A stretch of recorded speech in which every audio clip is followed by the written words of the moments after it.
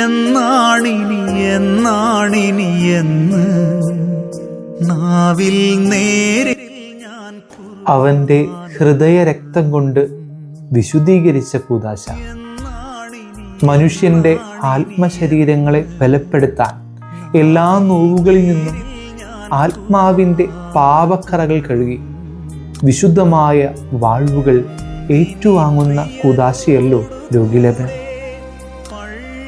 ഈ കൂദാശ ഭയപ്പെടുത്തുന്ന ഒടുവിലത്തെ റൂഷ്മയല്ലിത്. വീണ്ടും വീണ്ടും ആത്മീയ ശാരീരിക നോവുകളെ മാറ്റാൻ ഈശോ നമുക്കായി നൽകിയ സൗഖ്യത്തിൻ്റെ സ്പർശനമാണിത്. മദ്ബഹാമുന്നിൽ മനസ്സും ശരീരവും അർപ്പിക്കാൻ ഇനിയെന്നു കഴിയും.